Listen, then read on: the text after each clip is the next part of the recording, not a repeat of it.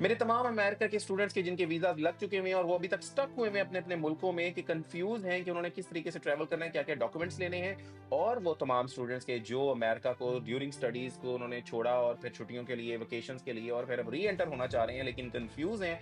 उन तमाम लोगों के लिए डॉक्यूमेंटेड चेकलिस्ट देने लगा हूँ। पेन एंड पेंसिल पकड़ लीजिए और ये सब नोट कर लें। इसके बाद आपको किसी चीज़ की ज़रूरत नहीं पड़नी और आपने सुकून से यहाँ पर आ जाना है। सबसे पहले आपके पास होना चाहिए है वैलिड पासपोर्ट।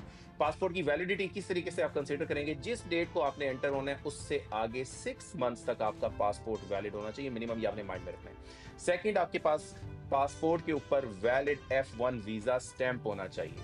नंबर 3, आपके पास वैलिड I-20 होना चाहिए, हार्ड फॉर्म में, प्रिंटेड फॉर्म में, और वो डीएसओ से, आपके स्कूल डीएसओ से, और साथ में आपसे साइंड होना चाहिए आप दोनों से।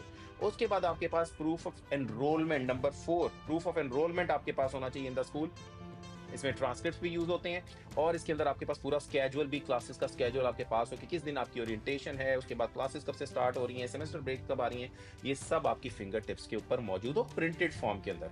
नंबर 5, आपके पास आ जाती है फाइनेंशियल एविडेंस।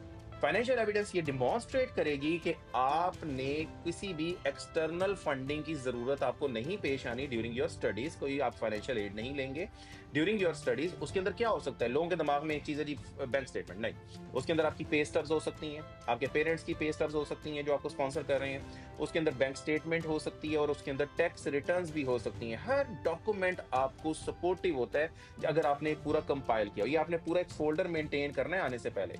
एंड नंबर 6, आपके पास actual proof of your travel होना चाहिए। जो मोबाइलों के अंदर, ठीक है एडवांस दौर है, लेकिन आप मोबाइलों के अंदर जो अपनी चीजें रखते हैं उनमें से थोड़ी सी बाहर निकलिए।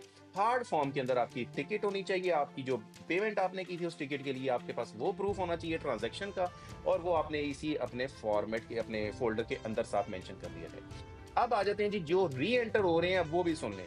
री एंटर के लिए आपके पास अपना पुराना I-20 और अपना नया I-20 दोनों होने चाहिए अगर आपने इंस्टीट्यूट स्विच किया हुआ है, और आपके पास अपना प्रूफ ऑफ ग्रेजुएशन होनी चाहिए अगर आप ओपीटी के ऊपर हैं।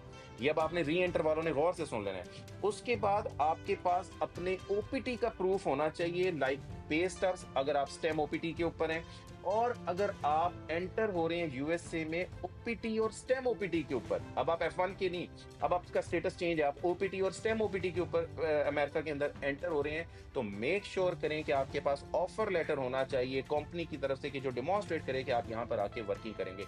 ये सब चीजें अपनी फाइनलाइज करें, अपने डॉक्यूमेंट्स को फाइल अप करें, कोई आपको नहीं रोकेगा। अगर कुछ पूछेंगे आप उनको जवाब देंगे, और be ready to answer. Be ready to answer, आपके क्वेश्चन पूछे जाएंगे, लेकिन क्वेश्चन पूछे जाने के ये मतलब नहीं है कि आपको उन्होंने डिनाई कर देना या डिपोर्ट कर देना है। आपसे क्वेश्चन पूछे जाएंगे, अपने डॉक्यूमेंट्स को रेडी करें, अपने क्वेश्चन के साथ, आंसर्स के साथ अपने डॉक्यूमेंट्स दें। जज़ाकल्लाह, थैंक यू, अल्लाह हाफिज़।